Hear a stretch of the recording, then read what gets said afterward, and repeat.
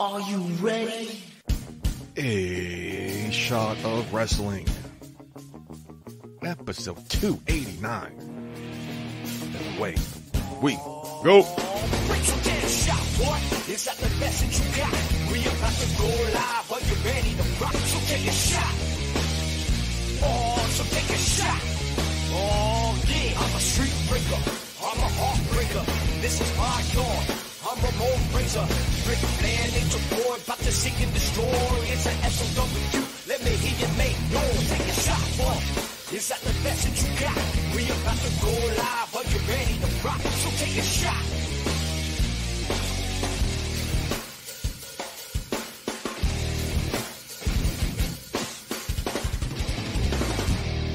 Hello, everybody, and welcome to another episode of A Shot of Wrestling. I'm your host at Marc Chouen, and we have a great show for you tonight, mainly because Marc Chouen is not here.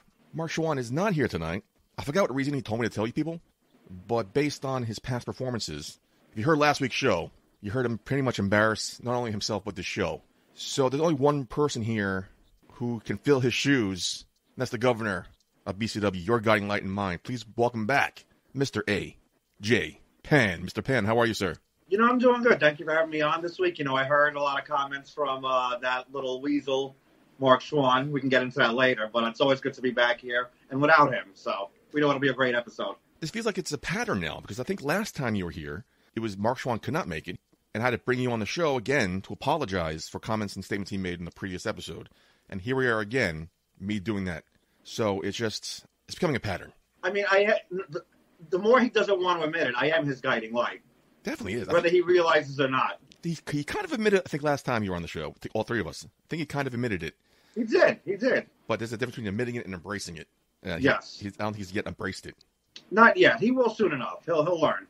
For those of you who do not know what we're talking about, let me play a quick recap of Marc Chouen's interview last week with Blonde Force Trauma's own Ray Lynn. What I don't understand here, and I've said this on social media, talked about, hey, marquee match, hell of a match. You guys are our first opponents defending the tag team championship here. We love it. We love the matchup. What we don't dig is how the match was set.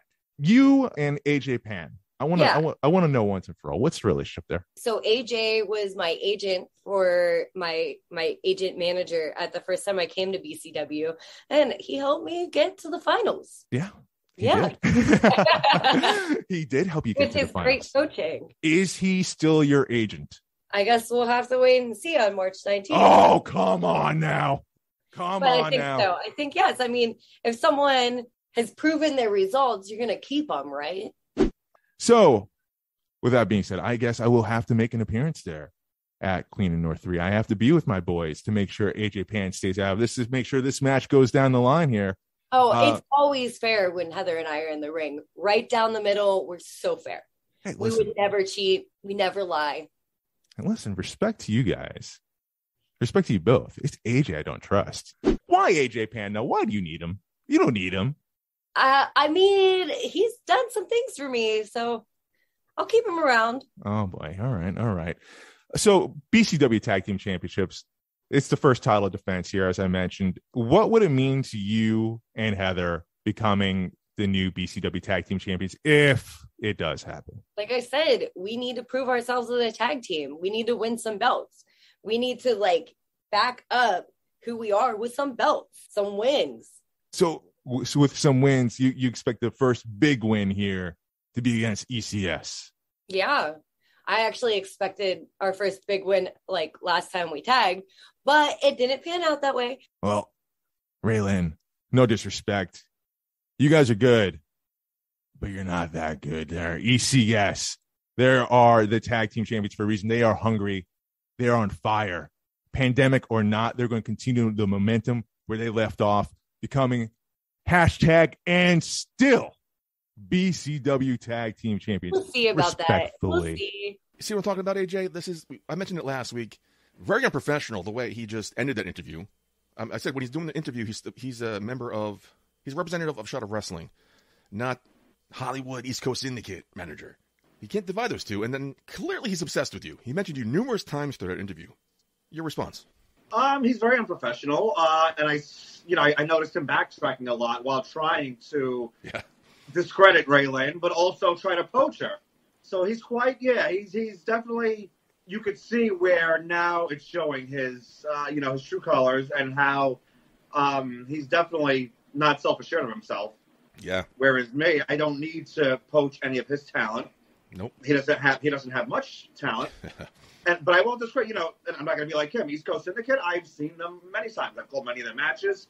I've been working a lot with Chris Barton in different companies.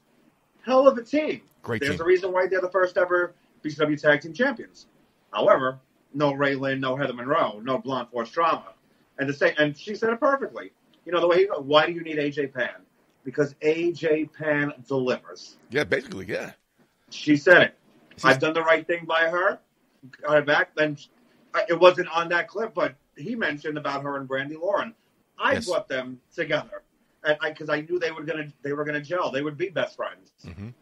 Marc Chouen can't see that. He doesn't have that foresight, that vision. Nope. Beautiful eye for talent you have. Yeah, so he doesn't have that light at the end of the tunnel like I do. Like bringing you up once, okay, but it was like 3-4 times in that interview. Like, damn. Yeah, and with the same. But why do you need him? Why do you need like trying to get a different answer? And it's of not course, going to be a different answer. AJ Pan gets you results. AJ Pan is a proven entity in professional wrestling. You heard a couple times in the interview, the clip I just shared you, but there's a lot more times in that interview. Go make sure you check it out. It's on our YouTube page or episode 288.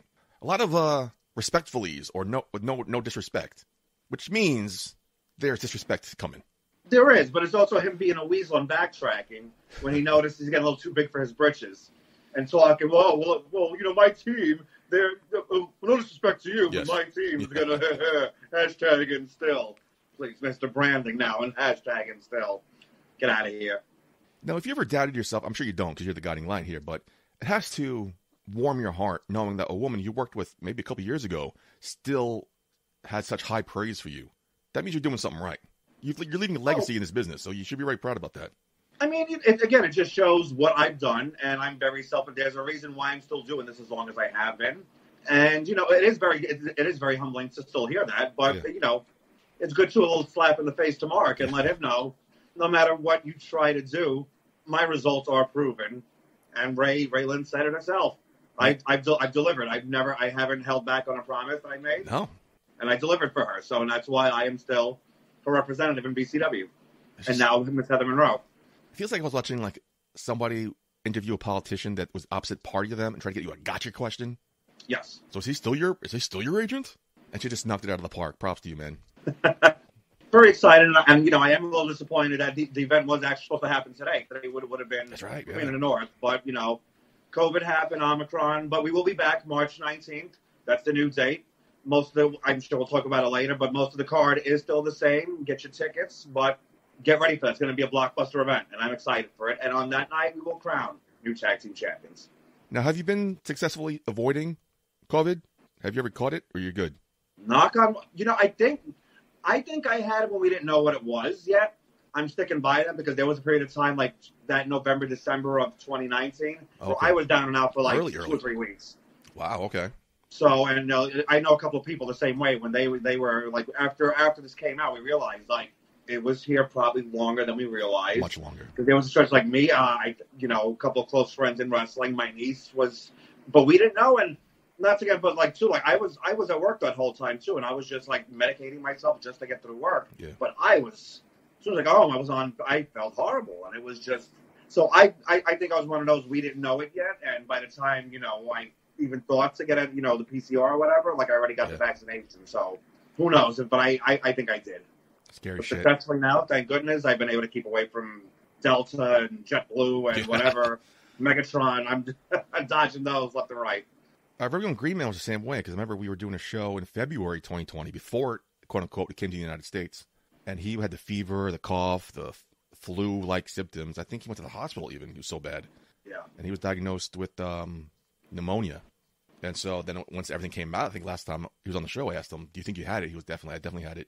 He was here a long time before we knew about it. And it's scary stuff, man. So, but I see you posting. You're still jet flying, living the lifestyle, man. Going out to bars, living your best life, always taking pictures of hot chicks. Nothing's going to stop me. I'm not letting COVID stop me, brother. So good. So you're living your life. You're not hiding in fear, but still in the back of your mind, but you're still being careful and stuff. I'm being cautious, yes. But I'm back. I just got the booster last weekend, so I'm good. I'm good with everything. And not thankfully, but it's cold, so I got the mask on most of the time. And when I get to my bars, it comes off. So the ladies can see the lovely face. And we're still rock and roll partying, getting ready to enjoy life. How'd you do with the booster? Did you get any side effects, or was it knock you out? Surprisingly, it wasn't as bad as I expected. Maybe good. for half a day I felt it, but otherwise, just a sore shoulder thing, knock on wood. Because I have yet to get the booster. I was due for the booster in September, but then I got sick. Then I got the antibodies, so it pushed me back for 3 months. So when I was due to get it again, I got COVID again. Unbelievable. But everyone, a lot of people I heard about, they were saying it knocked them out, made them sick for a couple of days. But me, when I got the vaccine both times, I was fine. No side effects. Right. So I'm hoping that lightning strikes a third time. When I do finally get this booster, I'm fine, because that's racking my brain too, because people are knocked out with this stuff. Yeah. Scary time we live in, my friend. It is. But you know what? We're still here. We're doing the show. We're able to watch what we love. So let's get the positivity out there, and let's keep things rocking and rolling. That's why you, my friend, are our guiding light. Yes, that's why I'm your guiding light. All right, AJ, let's move on to see what's trending this week. A lot of stuff was trending in the wrestling Twitterverse. Let's start with many fans were concerned when it was revealed WWE copyrighted the name of Gunther Stark, who apparently was some Nazi U-boat driver. And a lot of people's worst fears came true on this episode of NXT 2.0 after defeating Roderick Strong. Walter revealed he's now being called Gunther. Did not reveal the last name, thankfully, because of the backlash. But fans were still quite upset. NXT's own Grayson Waller sent out a lighthearted comment saying, "Just so everybody knows, Walter was just too close to Waller. So I spoke to my lawyers, and they are good at what they do. You're welcome." Well done. Great tweet. Yes. Road Dogg tweeted about how there was a lot of outrage when Prince Devitt was renamed Finn Balor. Finn Balor chimed in and saying everybody hated Finn too. Mark's good friend Sean Ross Sapp said, "Holy shit, what a fucking idea it is to make Gunther the new name for Walter."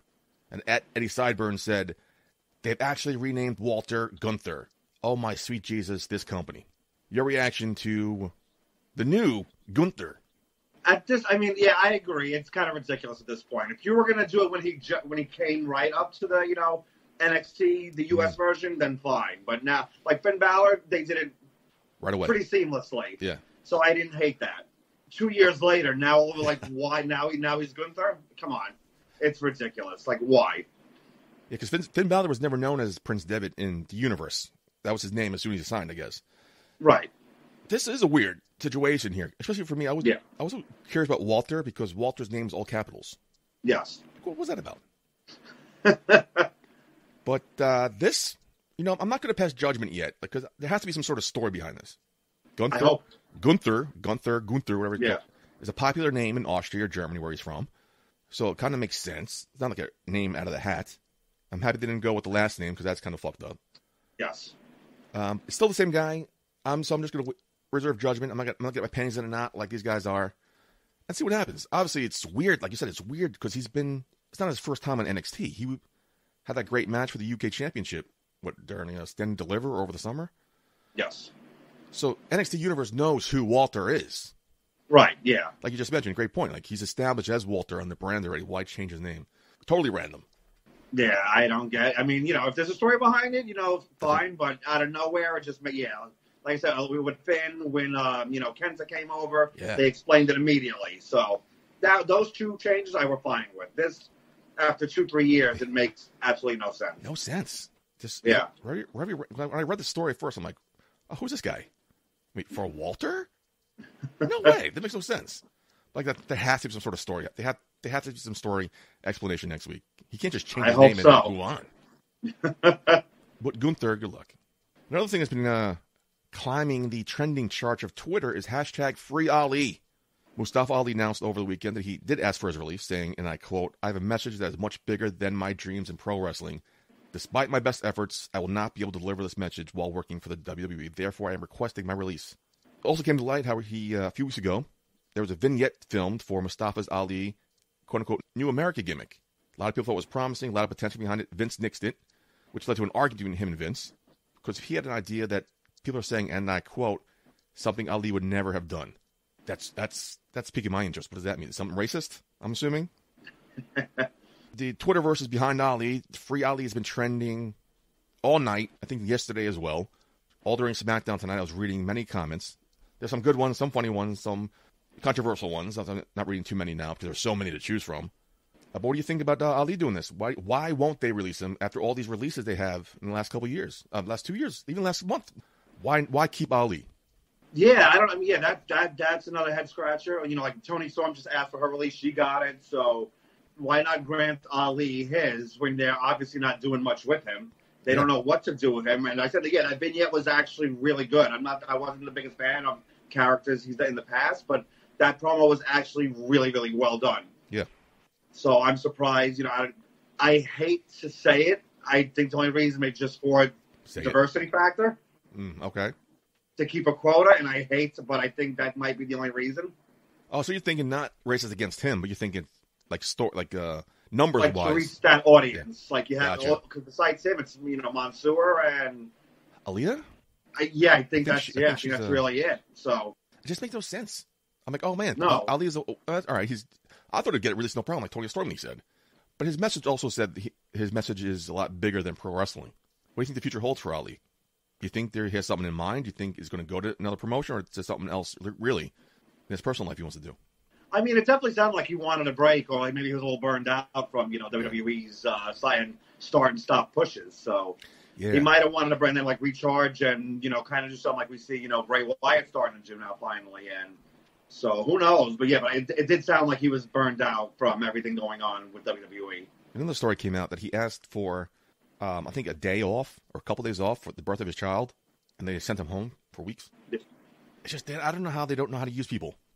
Yeah, it's ridiculous sometimes. I mean, that retribution thing, potential. It had potential, and then it just bombed real quick. Fizzled out incredibly fast. Very fast. Yeah. But I kind of liked it in the sense that not only the gimmick was weird, but they gave Ali a leadership role in the faction. Yes. A potential dominant, game-changing faction, which means they have some sort of confidence behind him anyway. Right. There's some support there. There's some belief that he has it to do it. Yes. Maybe that's why they're holding on to him? Or they just don't want to let him go to AEW or Impact or something like that? It just makes no sense. Moving on, another name that was trending big tonight, Jon Moxley. He made his return to Dynamite on Wednesday. He took some time off to deal with an alcohol problem. The move was respected nearly universally by fans and peers alike. Yes. Everyone supported him. Everyone was hoping for the best. He came back to Dynamite looking amazing. Looking like a total different person, really. Looking like Dean Ambrose of old. Well, Bully Ray wasn't too thrilled about this. Bully Ray said that Moxley owes the fans an apology for his absence, saying, and I quote, "I would have liked to heard just a little bit of accountability from him. I understand the whole demons thing. We always use the word demons as creative word to get around the real issues. We have our demons. These demons got the best of John for a time period. I would like to have heard him say a bit of an apology to the fans. Fans expected a little bit more from you. Personally, if I was in the same situation, the first thing I would do was, guys, I'm sorry. I let you down. This was not met with open arms. There was a lot of backlash about this. Jon Moxley's wife, Renee, said, and I quote, "Real bad take, Bully Ray. Thumbs down emoji." Our girl Paige then chimed in saying, "There's a reason everybody prefers Devon. What an awful, awful thing to say." I mean, this is a stupid question because I know your answer is going to be, but what were your thoughts when you heard about this? Yeah, definitely. It was a horrible take. I definitely don't agree with it. Bully, it's funny, he's saying that, but he comes from the era of ECW when the handful of times where Paulie forced, them, got certain guys to apologize for angles or things that they did there. It was met with backlash from the workers. Really? Oh, yeah. Like, the only one that comes to mind is when they did the crucifixion angle, when Raven put Sandman on the wooden cross. And there was so much backlash. They made Raven apologize, prior to a show, and he just came and gave a half-assed apology. So he comes from that era, so it's a little surprising. So that he would say that, and he's known a lot of individuals who have battled for what he says, "quote unquote" demons. So I think we should all just be happy that Mox, got his head on straight, and hopefully he sticks on this path that's right for him. And he looked great. He sounded, like he had his head on. Yeah. Really good. He's looking to the future. And I'm happy, it's surprising to hear a lot of Mox droppings today on SmackDown. Yeah. Like more than, it was maybe like 3 or 4. I was like, whoa, Because again, we mention it all the time. The WWE is its own universe, and inside that universe, he is Dean Ambrose. Yes. The Shield was Dean Ambrose. Yeah. So I understand why people kind of raise their eyebrows. Mine too. I'm like, what? When he said Mox, it was like, wow, okay, interesting. And the timing is interesting with the Royal Rumble, with many of the quote unquote Forbidden Door being opened. Yeah, exactly. I don't see that happening, of course, but it's maybe just, I think it was just Dean Ambrose, not Dean Ambrose again, here I am. Seth Rollins maybe trolling the internet people to get some sort of people talking about it in the news. A lot of people on Twitter were up in arms about it. At Darren Connolly _ let's all laugh at Bully Ray's horrible take on Jon Moxley.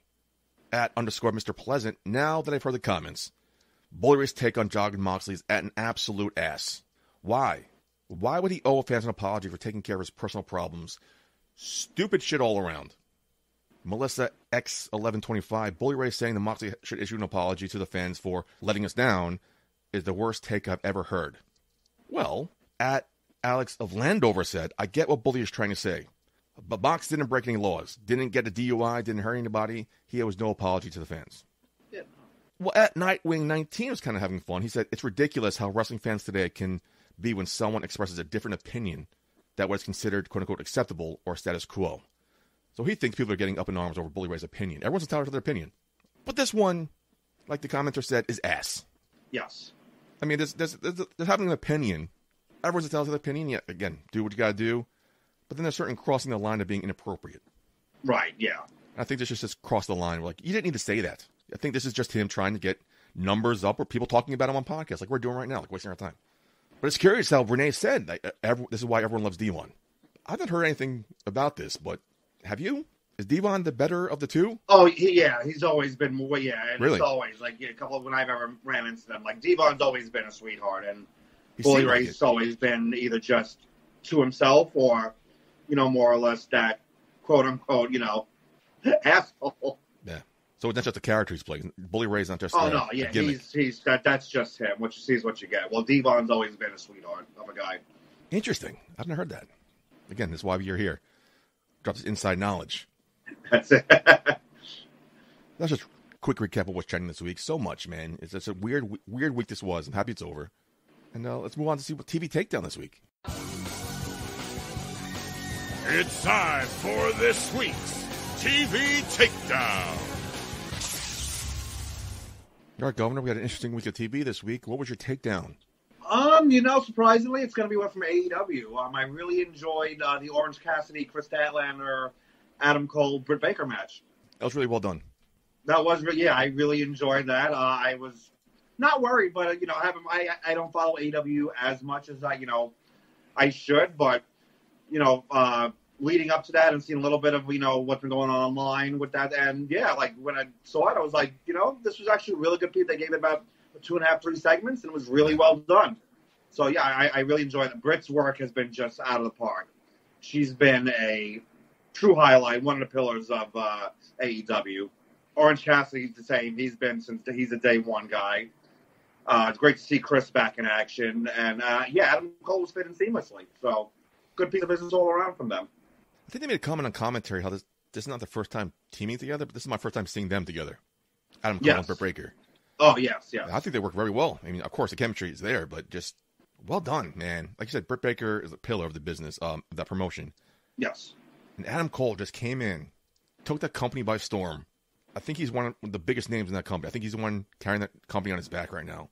He is, what a pickup for them, man. What a huge pickup. Yes.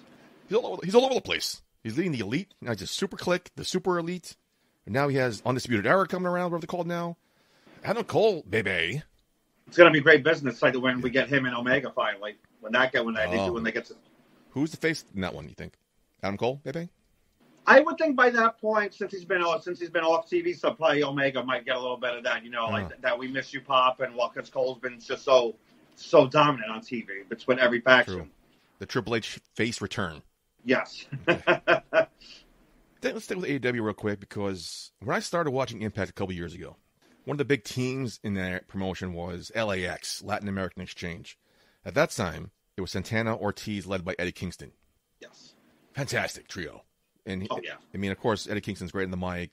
Santana Ortiz are phenomenal. I think Diamante was there for a while too. But now, started last week, carrying over this week, they're teasing some sort of tension of Eddie Kingston casting doubt with Chris Jericho, holding these guys back.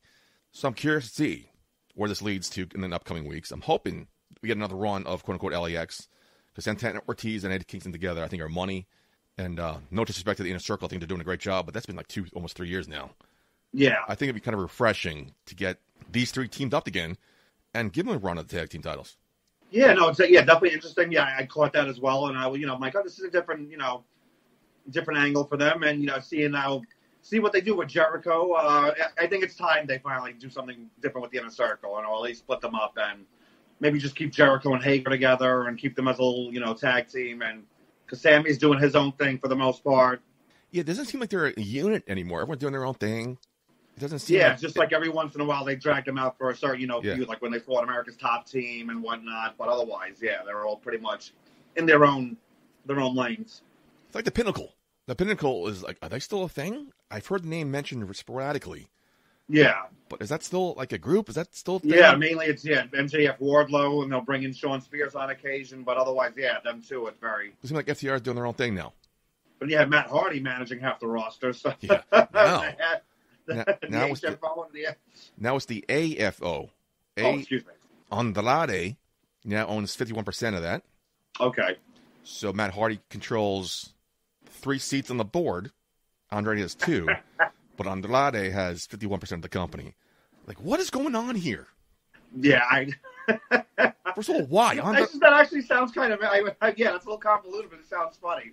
I need to start watching a little more. Like, what is going on here? I don't know where this is leading to either. Like, what? I don't know. Just when I see photos come up, like, why are there 20 people with Matt Hardy right now? Like, this makes... It was weird. They announced it. I think it was Tony Schiavone. Matt Hardy was face-to-face with Andrade. Andrade's interpreter was next to him. Yes. But then you had Private Party, Bunny, Blade, those guys, like, on the staircase, completely covering this whole staircase, like you mentioned.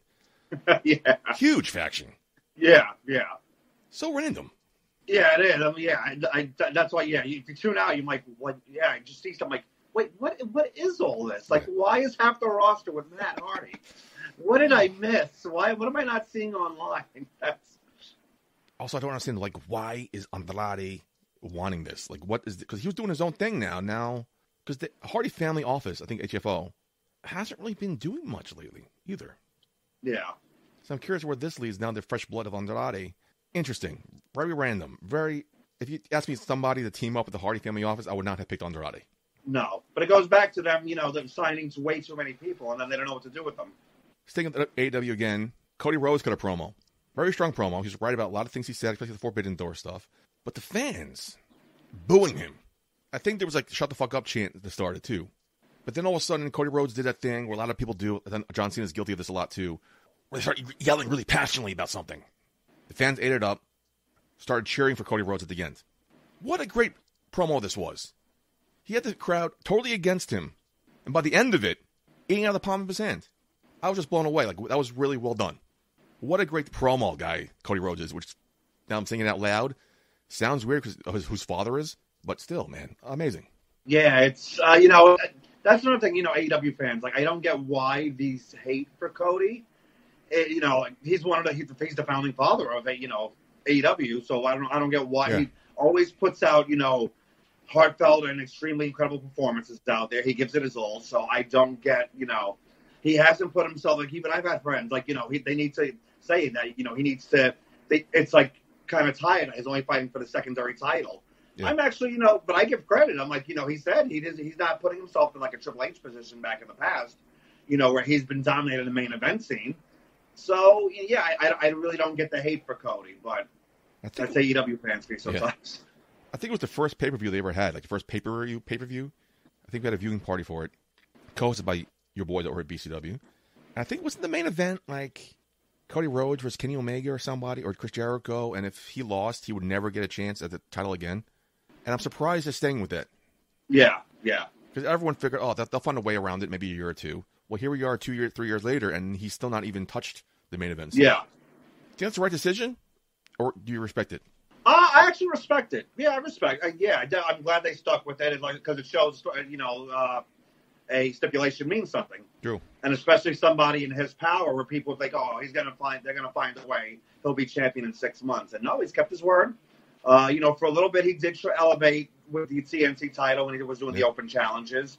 So, I give Cody a ton of credit. I think the hate is unwarranted. Yeah, I don't get it. And, hopefully now, with this promo and, like, people getting back on his side slowly, I hope that is the turning point. Because Cody's a huge asset to the company. Huge asset. I mean, he did a great job with that. And he mentioned he touched on Brody Lee's son coming into the promotion, too.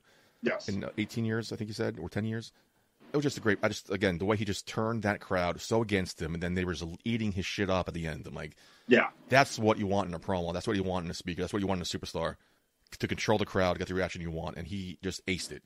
Without question. Just quickly running the gamut. Someone else who aced it, LA Knight came out on NXT and got a huge face reaction, which I was not expecting. I know he's in the face now with a few Grayson Waller, but he got a huge pop. And LA Knight has always been a great heel. I'm not really confident in him being a face, but he's proven me wrong. LA Knight is killing it now. I'm looking forward to what's going on, this feud with Grayson Waller, because both these guys are at the top of the business right now. NXT 2.0, I know a lot of people are shitting on it, but give it a chance. It's really fucking good. Yeah, again, my whole problem was when they debuted it, they put everybody in at once. There wasn't a gradual time. There wasn't time for you to gradually accept everybody. Like, they kind of shoehorned the old guard out immediately. And, like, that first episode, you had, I think, who'd you have? Maybe you had Ciampa. Like, even the main event was supposed to be Kyle O'Reilly. They threw him out for, I forget the tall guy's guy, name. Von Wagner. Yeah, Von Wagner, yeah. And, it was just, 80% faces we had no idea of, no package, no nothing. They're like, oh, here's new person number one. He's like, but why? You're getting rid of everybody we love. You're killing our brand in, the span of 2 hours. Like, you literally killed it that night. That night, yeah. So if you gave us time to, because now I love some of the characters. Grayson Waller is great business. Yeah. Chase Academy, I love that. Yeah, I didn't like it at first, but that's somebody, talking about Cody Rhodes, is making it his own, and he's doing a really pretty good job with it, especially the student section. Yeah, it's great. Yeah, I think it's they're doing great. Something different we haven't seen in a while. Joe Gacy doing this thing. Never would have thought he would have do a gimmick like this. No. And he's doing great with it. So I agree. Definitely should still give it a chance. Check in again now with it. And Toxic Attraction. That's still my favorite. My act right now. Love me some Gigi Dolan, Mandy Rose, and JC Jane. Wow. I mean, they're just. So for any other reason, tune in for Toxic Attraction. That's all you need. That's all. I mean, that's why it's watching. Yes. I think it was an article around. I didn't read the whole thing, just the headline because I was busy. But I think the headline read that a lot of people are faulting NXT 2.0's lack of ratings and lack of viewership based on, like you just said, they just changed from black and gold to this 2.0 overnight. There was no gradual introduction. And I think, like you just hit on the nail on the head, like if they slowly introduced characters, slowly dissolved the black and gold brand, it would have been a game changer. Maybe at War Games, it's these new guys taking over, and then they're going to change it to this new guard. It's like, that made more sense. So I get why people are against it, but again, just give it a chance. I think it's fantastic. Yeah. And that main event with Roderick Strong and Gunther, whatever you want to call him now, great match. They're still delivering these matches, which NXT Black and Gold is known for. Yes. So I think just give it a chance. Yeah, definitely. Yeah, definitely give it a chance. Tune back in. Hopefully they'll still keep a handful of the guys we all love from the Black and Gold. Like I said, again, like Roderick Strong, Walter, Ciampa, Pete Dunne. Keep them all there. Help them. Again, like that's what old WWE used to be. Help them elevate the younger guys. There's a lot of, like, Braun Breaker, ton of potential. Should not be champion right now. No. I get what they were going for, but there's no way he should be the champion right now. No, I agree. Yeah. Let me get your opinion on something real quick. Something I've become a fan of. I've been closeting my fandom because I feel Marc Chouen would give me hell for it, but I think me, kind of the same wavelength. Alpha Academy. Killing it. Alpha Academy they started out nonsense, but as the months have gone on, especially this feud with RK Bro, they're getting more promo time, more TV time, and Chad Gable deserves it. He's good in the mic. He's great in the ring. I think I'm falling in love with Alpha Academy. They're doing a great job building Otis, and I feel weird saying that because Otis was never really anything serious, but they're making him a believable monster. I think they've done a great job with Alpha Academy, and I think I'm in the minority here. I'm curious about your opinion. I've been a fan of Chad Gable from day one. Like, I loved him in NXT. when he started teaming with Jason Jordan, trying to convince him, to do American Alpha. Yes. So, yeah, Gable's always had that potential. Otis, it was, a big surprise to see him turn heel and do this character. Had no idea where it was going, but now they've gelled very well as a team. And, they're doing very well with it. I like Alpha Academy, and it's something WWE has, in, the past, I don't even want to say decade, they've lacked tag teams. Or when they start to get traction, they break them up. So for the time we get to enjoy Alpha Academy, they're doing a great job with it. And, I say let's enjoy it, because they have done a great job with the characters and getting it over. I mean, Otis made this change. I'm like, oh, no, or whatever. Yeah, I never thought it would have took off. I'm waiting for him to be on the released Future Endeavor list. But now Otis is pretty good. Yeah. And it's surprising because he was given that shitty gimmick. I mean, not shitty, it was fun. It was a lighthearted comedy gimmick. Yeah, it was a good, And here he is, tag team champions. Fantastic. I mean, and over Randy Orton. So and clean pin over Randy Orton, by the way. Otis cleanly pinned Randy Orton for the titles last week. I was like, wow, that's a huge statement. Big time. So it shows, hopefully they have, big plans, and hopefully they have faith in them. Time will tell, but hopefully, that was a good sign. A couple of fun facts, really. I forgot to mention earlier. Santana and Ortiz have not been on a 2-on-2 tag team match on TV in 5 months. Huh. And also on Raw, Kevin Owens pinned Damian Priest. It was Priest's first single loss since being on Raw over the last year. Wow. Thank you to Twitter for those fun facts. This is, I think, our go-home show for Royal Rumble. Any predictions real quick? This is definitely a more fun one. It looks like I'm excited for Lash. We finally get Lashley and Lesnar. Yeah.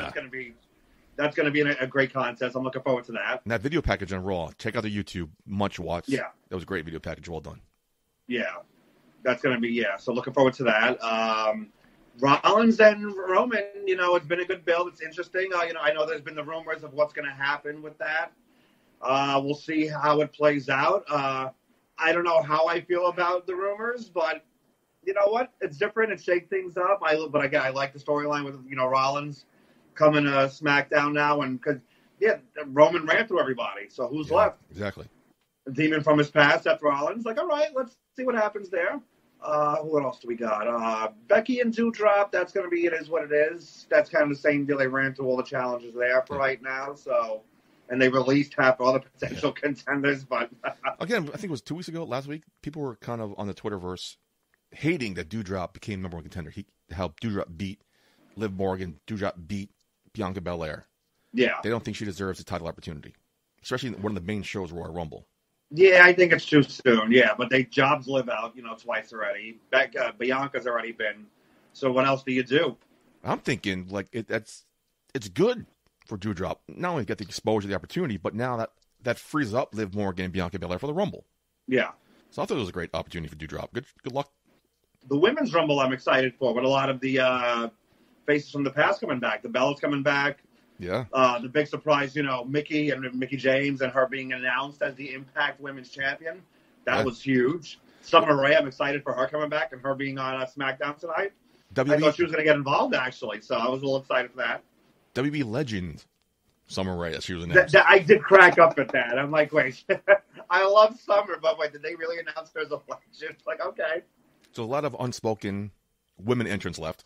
The rumor is Asuka's been cleared, so maybe we'll see Asuka back. I'm hoping for my girl Bailey. I'm hoping, yeah. It doesn't seem like she'll be cleared in time. They're saying she'll be cleared in around February, but I'm hoping that's just them trying to swerve us. I mean, they kind of, because as soon as I read that, I remember the Rumble at the Garden with John Cena. We still thought he was months away from coming back. Hashtag I was there. I was there as well. Oh, were you? Oh, man. Yeah. And I'll never forget, I was there, and everybody hated Cena at the time. Yeah. And when he came out, everyone was so shocked that he got such a reaction. And I was like, what? Yeah. Like, he's, holy shit, like, that was a great surprise. So hopefully we get that with Bailey. I would pop huge for Bailey to come back. We get maybe some other Forbidden Door entrants. I wouldn't mind, maybe like a Deonna Purrazzo, maybe Maria Kanellis coming out and doing a spot. Who knows? There's so many possibilities. Yeah. The fact that they brought Mickey in as the Impact Women's Champion, that leaves a lot of could be cool possibilities. Again, W's a top dog. Nobody's coming. I mean, AEW's close. But the fact that they're bringing her in, not only bringing her in, but apologized for the way she was kicked out of the door. Yes. They didn't have to do that. No, not at all. Class, respect, because the guy who did it, no one with the company. Yeah. I could see Vince hearing about that and being pissed. I don't think Vince is a total asshole like we think he is. Yeah. This is, I guess, their apology. Mea culpa here. We'll deal with it. And the fact that they mentioned competition's name, that's huge too. I read today that it is believed she will, in fact, come out with the belt. I hope she comes out to Hardcore Country. I was thinking the same thing, too. Like, what? Yeah, what I do not want her? to hear, her little skippy music. clap, yeah. I want to hear Hardcore Country. That, I thought about, too, but I actually forgot about that. Yeah, I don't think that's going to happen. But it would make sense, because that's her Impact Women's Championship music. That's her, yeah. I mean, and it's her song. She owns the rights to it, so she, Can lend it easily. Yeah, you could easily. So I'm hoping we get a Hardcore Country, Mickey James. What surprises in the men's Rumble do you see happening? There's been so many rumors, of course, everybody's thinking Mox or Jericho. I would pop huge if Mox came.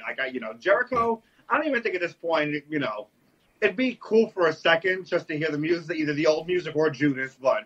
Imagine Judas comes out? I mean, I would actually pop for that, but who knows, maybe, some reason I want to say maybe like Will Ospreay or somebody. Do you think that will get the reaction in that huge stadium that they want? Me and Mark talked about last week, like Moose. I think Moose would be a great surprise, but I don't think he would get the pop that they're looking for. Yeah. I don't think we get that reaction, but at the same time, like the men's Rumble is so star-studded, like it'll get people talking. Yeah. And again, me and Mark had fun talking about it last week of who could get that reaction that they want. And the only names I could think of were people in AEW. But I don't think that relationship's strong enough. I don't think we're going to see any AEW guys in. It's fun to think about. It's fun to think about Chris Jericho or Cody Rhodes or somebody else. Moxley or... Daniel Bryan coming back. Daniel Bryan, yeah. But I don't see it happening. Which leads us to think, what big name surprise will be there? I just can't. I'm drawing a blank, which is fun because I like being surprised. Yeah. Everybody else is signed with AEW. There's nobody. There's no real free agents. I mean, you have the whole list of people in a Ring of Honor, but I can't think of one name that would be Remember, I popped. Whereas on the women's side, you have a lot of people who would still, I would personally love a one night Iconics appearance. That would be great. I thought about that too. Yeah, that I would love that. That would be fun. Yeah. Again, I read a quick headline on Twitter. I didn't read the whole article, but they were interested in Roxy. I could see, I don't know how much of a reaction that would get, but, I mean, that's definitely a good, Ring of Honor Women's Champion. Did Deanna just win? She did. So I think Deanna would be a good one. I just thought, just thinking about it now, Maria Kanellis could be a possibility. It's a good one. So many possibilities. Yeah, There's more on the women's side, which is fun, too, because it gets us wondering, and it's downplayed so much, I think, with the men's side. They have so many big stars on the men's side that if somebody does show up, it'll be like a holy shit moment. Yeah. Winner predictions. Who's going to take it home? The Rumbles have been getting tough because they really haven't been pushing like people like that anymore. It's been a crapshoot. So it's really been who I'd want to see. In my heart, I'd love to see The Miz win the Rumble. Yes. I don't believe he's ever won a Rumble. So no, the one thing he has. So him getting because he got robbed last year. For everything he's done for the company, he deserves at least, like I say, he deserves one more 6-month run with the belt. Totally agree. Yeah, he can carry it. So on the men's side, I would love to see that. The women's side, if she comes back, Bayley. Oh, please. Yeah, she deserves it. If she comes back, she. So my final four for the women, I think it makes sense storyline-wise. It's going to be Rhea Ripley, Bianca Belair, Liv Morgan, and Charlotte Flair. I think that's the only logical final, the way storyline they're building everything. Yeah. I wouldn't be surprised if Bianca Belair repeats. Especially the way they're building the rematch with Becky Lynch. But the men, like you said, is a crapshoot. Yeah. Because there's so many. We'll probably have some NXT people come up in the Rumbles too. So. Yeah, definitely. Yeah, so maybe women's side, maybe Raquel Gonzalez. Definitely. Io Shirai, maybe. Who knows? Mandy Rose. Imagine Mandy Rose. Gigi Dolan. Imagine Mandy Rose comes out. But again, me and Mark talk about there's a lot of disconnect between the main roster fans and NXT fans. So if Mandy Rose comes out, not only looking smoking hot as she is, but with this new brunette hair, like who the fuck is this? Yeah. Because last time we see Mandy Rose, she was a blonde bombshell. But that could be a cool moment, too, like if her and Dana Brooke are in the ring at the same time, that little okay, I like the way you're interaction. thinking, Yeah. Again, there's a lot of times their roles have been predictable based on the story they're telling. Yeah, this year it's really not. It's not only is it not predictable, but there's so many unanswered spots open. Yes. I think was it last year, 2 years ago, there wasn't that many surprises. No. It was disappointing. Yeah, big time, yeah. Oh, I just thought about it. I would not be surprised. Over under Kane. That's definitely a possibility. Because he has a record. They keep mentioning how Kane has the most Rumble appearances over the last 3 weeks. I'm like, let's continue that streak, please. But the Royal Rumble. I think Johnny Knoxville's going to take it. Imagine. I wonder what the over-under bet on that is going to be. Johnny Knoxville's been appearing on SmackDown every week. I don't think he has the same, because he's older, the same training or same passion that Bad Bunny did. No, definitely not. But I do respect the fact that he's showing up every week. Yeah, he seems to be having fun with it. Yeah. I mean, it's probably going to be just a quick spot. It'll come in. He's going to eliminate Sami Zayn. Yeah, that he'll get cornered or something, and he'll jump out after Zayn, or it'll be something stupid. But I have a feeling he's going to do something stupid, like something quote unquote jackassy, maybe jump off the top rope or do something with a weapon to Omos, and then just get his ass kicked. Yeah, or he'll jump on like a ton of wrestlers, and they'll catch him and dart him out. Yeah. So again, looking forward to this Rumble. Really, I have not said that in a while, but I'm looking forward to this Rumble, not only for the Rumble matches itself, but again, those main events with Bobby Lashley, Brock Lesnar, and the Shield guys. Are they doing the mixed? Are they doing? I haven't Edge and Beth against Miz. Yes, it's the It couple versus the Grit couple. Okay, yes, that'll be great too. They've been building that storyline up fantastically. They're doing a good job with that too, but I feel like the Edge and Beth are going to win here. Yeah. Probably, yeah. It's just Miz doesn't get enough fucking credit, man. When this feud started with Edge a couple weeks ago, I mentioned it. This might be the opportunity to reset the Miz and make him like a legit heel. Yeah. They haven't done that. He's back to being a comedy act, and it's just like so disappointing. Yeah. But again, I know you're a big fan of history, so am I. Yes. Maurice and Beth Phoenix will be the first two females to compete over the span of 3 decades.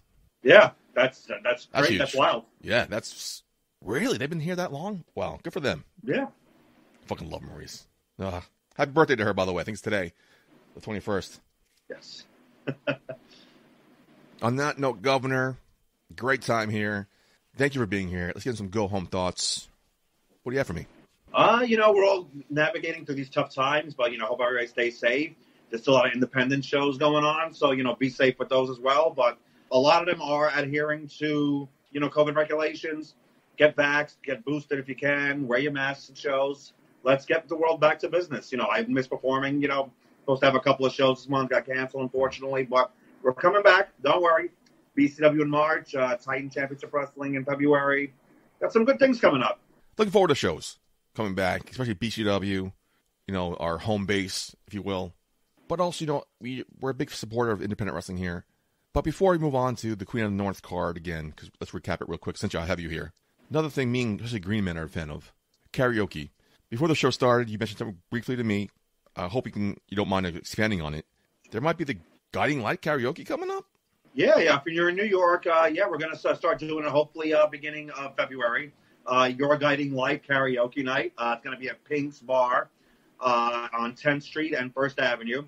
Gonna have a good time, yes, and come out, sing some songs. I'll be hosting, so you might have some special guests here and there. Who knows? Okay. But come on out. It'll be a great time here in the area. And, follow the social media, Pink's Cantina EV. And, of course, follow me on Instagram, AJPanPC, and on Twitter, AJPan_PCA. We'll have all the updates there. But, let's come and sing, What's your go-to karaoke song? Hands down, without question, it always... surprising to me here in New York City, gets the crowd reaction. Friends in Low Places by Garth Brooks. That does get a good reaction in New York. Yeah, whenever I hear it. It's always surprising. But when it does get played, there's always a contingent of people that get right into it. Then me and Green Man were at some random bar by his house, and a good friend of ours was doing karaoke, hosting it. So I decided to do my go-to song. Let me do it. So I did it. Not only the whole place rocking, but 2 hot chicks came up to me and started singing with me. I'm like, all right, yeah, okay. We did it in Atlantic City with Marc Chouen. The whole crowd loved it. I mean, just a heads up, that was the last time I did karaoke. And I might have some PST because that's when I got COVID. So I have a lot of faith and trust in you that you'll be more cleaner, more we safer. are doing the bar is Dirty it's a Jersey. Vax bar, and we're going to get disposable mic covers for each song. So I want to make everything safe for everybody. So we got to get back to normal. So let's come out and have a good time. If you're in the New York area, follow our social medias. So you'll see when it definitely starts. But we're looking at the first week of February on a Tuesday night. So yeah, we'll have some fun. Hopefully we'll have some local independent guys come out every once in a while. Okay, it'll be a good time. Who knows? We might do some giveaways. We're going to have drink specials, food specials. It's going to be a rocking time. I think the first and only time I think me and you did karaoke together was when Shot of Wrestling hosted the after party for Anniversary. Yes. Which was headlined by Darius Carter and Austin Theory. And just you blew me away. I think, were you doing like Snoop Dogg or something? Yeah, gin and juice. That's my go-to karaoke. That was amazing. Yeah. You are a man of many talents. I try. I'm about entertaining the masses. So that's what I asked. Whoever's going to entertain my congregation, that's what I'm here to do. I didn't ask you what your go-to karaoke song, because I think I knew what it was. I asked Marc Chouen what his go-to karaoke song. Probably some Celine Dion, something like that. But my heart will go on. He didn't have one.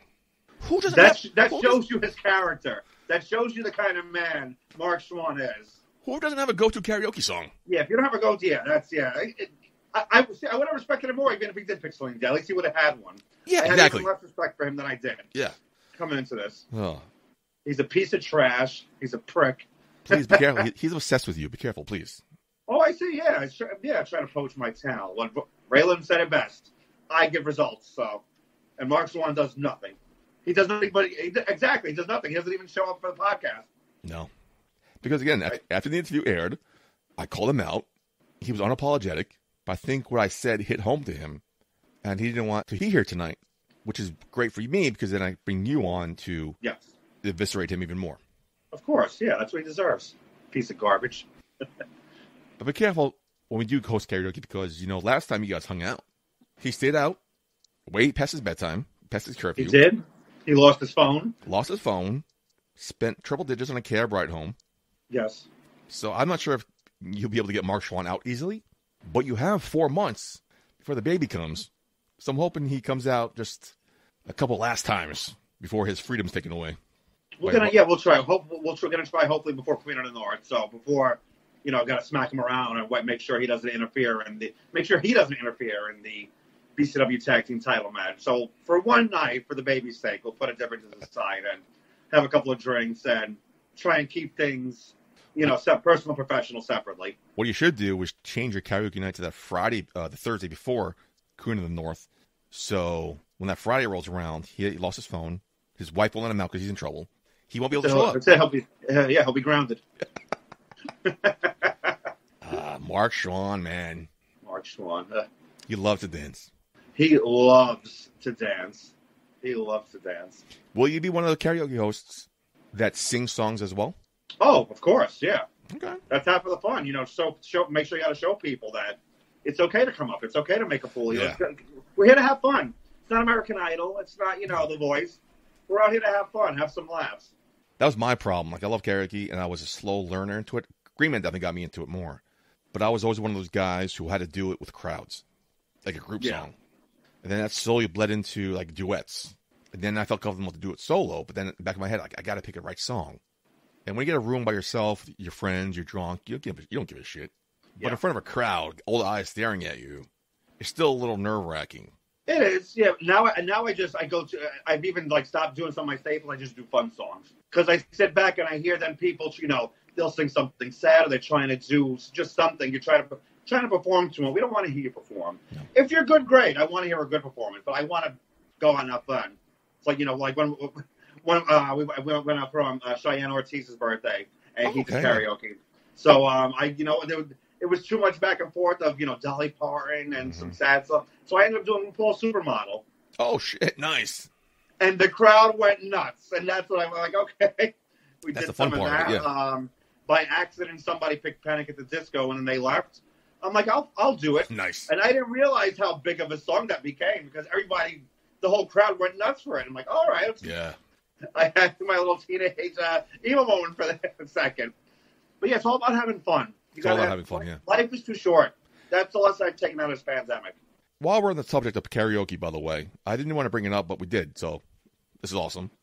me and a couple of friends would always go to this bar back in 2002, 2003. Long time ago, aging myself, for karaoke nights. That's when I started doing karaoke. Saturday nights, go to this bar, all night doing karaoke. But there was this one old guy, one old woman, every single week would do this one song I never heard of before, and they did the dirty version of it. Very raunchy, very sexual, very dirty. Paradise by the Dashboard Light. Okay, that's a good song if you could pull it off. It's funny. It was great. You know, I mentioned, so to this day, the dirty version? Like, what's the dirty version? No one knows about it. I guess only these people knew about it. And it's funny we're talking about it here on the day Meatloaf passed away. I was going to say, rest in peace, Meatloaf. So it's a great song, great singer. There's so many karaoke songs about him that you can rock karaoke. I'm sure somebody will do it. I kind of feel bad for the karaoke hosts this weekend because I'm sure all they're doing is Meatloaf songs. Oh, yeah. But those songs are like long. Yeah. Paradise by the Dashboard Light is like almost 9 minutes. Yeah. Yeah. And like 3 minutes is like the interlude with the baseball. Phil Rizzuto, yeah. Yeah, like you have to actually, like, if you don't know what you're doing, like, you got to perform that. Yeah. It's also like, there's been people who sang I Got You Babe by Sonny and Cher. Great song, fun to sing. But for the last, 2 minutes, it's just I Got You Babe nonstop over and over again? Yeah. No, I'm done. You can't do that fucking Yeah, no. Yeah, if there's a song at that point, if, like, I try not to, but, like, if I do it with somebody and we start doing that, that's the point. Like, I'll just grab the mic and be like, all right, tip your bartenders. Yeah. Thank you for coming out tonight. Yes. Everybody's listening. Who wants to do a shot? You know, yeah, do stuff like that. I think we're going to have to do one, not a karaoke night on here, but we'll have to do something outside of the studio, your studio, and try and figure it out where me, you, and Mark having drinks and shooting an episode. I'm down for that. Yeah, we got it. There's a karaoke bar by my house. I saw it recently opened up. I'll bring my shit. We'll just have a drunken karaoke night one night. Just do it like a random episode. I like it. I love it. Shot of Wrestling After Dark. Yes. But real quick, I've talked about karaoke all night. Let's wrap things up here. Were you guys nervous at all? Would you guys postpone Queen of the North that you would not get your main event, Marina Shafir, Darius Carter? Was there some trepidation? I was incredibly nervous. How relieved were you? I'm so happy that main event's still going on.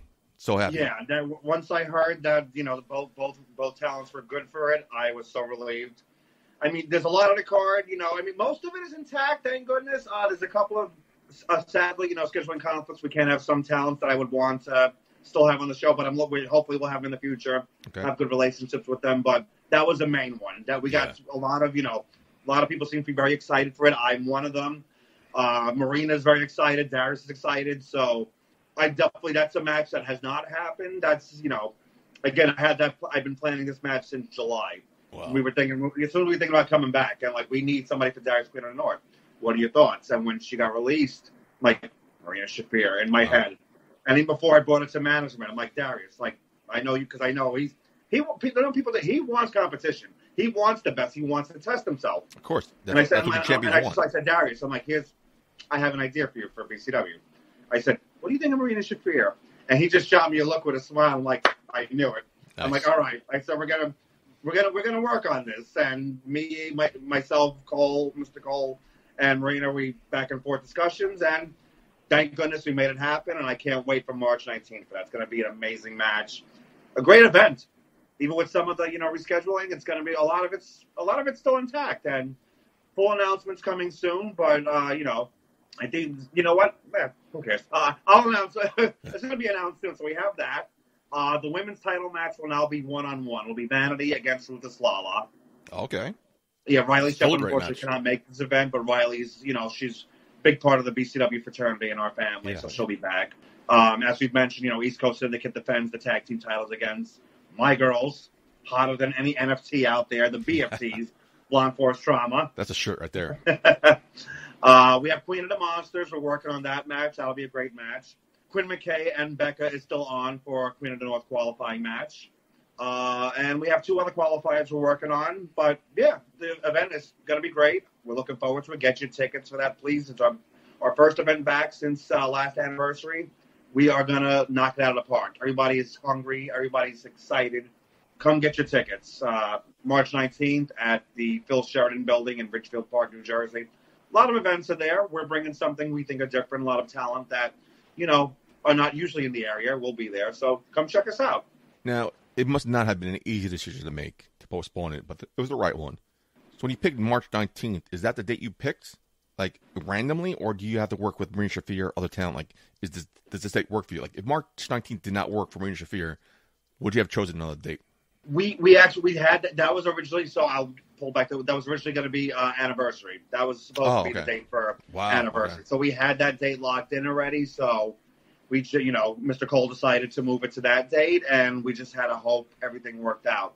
And thankfully, the stars. So it would have been tough to get a main event that caliber, but thankfully everything worked out, and we have that main event. Awesome. I breathed this once I got the email saying that, Marina's still on and Darius is good. I had such a sigh of relief. Yeah, I'm like, thank goodness. We did hear the show, too. I can't imagine you guys in management. Yeah, like even if we had to reschedule everything else on the show, we had that. So, okay. Now, I could not make your anniversary show in Atlantic City, but somebody mentioned Atlantic City for BCW might be a future partnership. Is there any future plans going back to Atlantic City in the future, or doing one show at a time with everything going on? We're taking it, a little step at a time right now. Atlantic City, that was a tough time, so it's hard to judge Atlantic City. It was fun. Yeah. Had a lot of fun out there at the event. I heard it was great. It was, the show itself was fun. I wish the crowd was a little bit higher, but there were a lot of moving parts that, trying different things, trial and error. Wasn't the best time to do trial and error, but whatever. Sure. It happens. It's part of history right now. But we're coming back full force. Atlantic City, it's a great time. Hopefully we can get back there, or move us some other places in Jersey, New York. Hopefully at some point, once COVID restrictions, lift and things get better. Hopefully maybe it'll never happen. But the State Athletic Commission, that's a whole other story. But we do miss New York. I have so many friends who want to come see shows, and unfortunately they can't see it in New York, but Jersey, thankfully, Jersey's been good to a lot of companies. They've been good to us. So, we're out there. And, but we're looking, Queen of the North, knock it out of the park. And once that, is knocked out with a success, BCW's back in full force. We have a lot of plans. We're looking to, restructure it. We have a clean slate, basically. So there'll be a lot of changes, some new faces, some old faces. Different direction companies are going. We're looking at just we want the best competition. We want the best talent. Doesn't matter if it's male, female. We're not concentrating per se on, let's say, intergender, but we're definitely going to have more presence. You might see more female versus female, male versus male, male versus female. It evolved from the Grand Dragon term where that was going to be just an intergender, or for lack of a better term, an intergender title. But now, as we see with Queen of the North, so much excitement for these matches, like Darius Marina, ECS versus BFT. So you know what? Let's have the best talents. Let's see whoever the fans want to see come to BCW. If they can perform, if they want to be a part of our fraternity, we want you in here, and we want the best. I think it was Anthony Cole who mentioned it, like during his interview with Marc Chouen, that they have championships they want to be defended. Why would we exclude so-and-so because of their gender? We want the best competition. So if the best competition out there from Darius Carter is Marina Shafir, why would we? Because she's a woman, we're not going to throw her out. We can't have a woman against a man. I think that's what I think you guys are the forefront of this, leading this intergender movement. I hate to say intergender, but you guys are just. I don't care what sex you are. If you're the best qualifying person, we're going to give you an opportunity. I think that's why BCW is going to blow up this year, 2022. Again, like in the tag team scene too, it could be, whoever, ECS, Blunt Force Trauma, but, South Philly's Finest, love them. Could have, why not have, Casey Cattell and Brandon Kirk come in? Yeah. Why not have them challenge?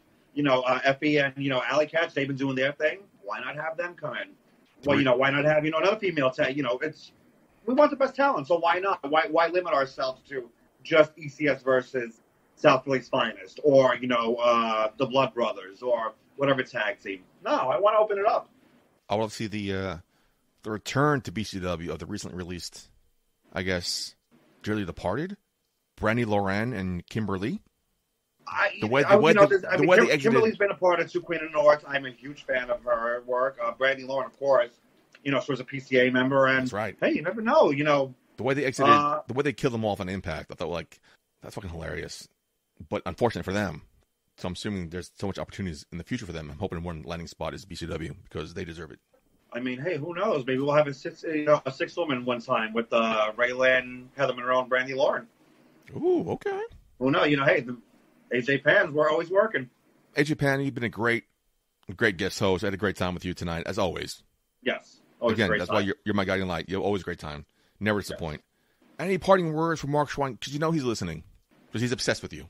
He is. He's upset. He was announced one time as, America's favorite actor when everybody knows I was America's favorite agent. Well, no. Let me cut you off here. He wasn't announced as that. He announced himself as that. Well, that's true, yeah. But because he wants to be, and I wish he would just admit it. I'd be happy to take him under my wing. Just admit it. I know he looks up to me. He does. I'm like, I was going to say, I'm like a big brother to him. I can see that. Yeah. So, but you know what? But right now, he's a prick talking behind my back, trying to poach my clients. Not 2 but 3 times telling Raylan why is she with me. Yep. And she shut him down every time because I deliver. Marc Chouen, he just loves to dance. Loves to dance. I mean, there's not much more we can say about that. Let's get out of here. Where can people find you on social medias? Again, you can find me on Twitter at AJPan_PCA. Find me on Instagram at AJPanPC. And, come if you're in the New York area, come down to Pink starting in February on Tuesday nights, 10th Street, 1st Avenue. Your Guiding Light karaoke night. It's going to be a great time. And stay tuned to our social medias, Shot of Wrestling. We'll keep you updated once that starts because we will be there. Maybe we'll have a joint night. We'll do a special episode there. Oh, okay. What do you think? Let's do this. Yeah. So, for the governor of BCW, your guiding light and mine, and unbeknownst to him, Marcus Davenport Chouen III, I have been your host at Muck Day Party. Until next week. Party out. Hey baby, I hear the bell ringing, hip tosses and body slams. Oh my. And maybe you seem a bit confused, yeah baby, but I got you pinned. Ha ha ha ha. But I don't know what to do when I see them with that golden case. They're cashing it in. Authority all in my face. What is a man to do? Good night, everybody.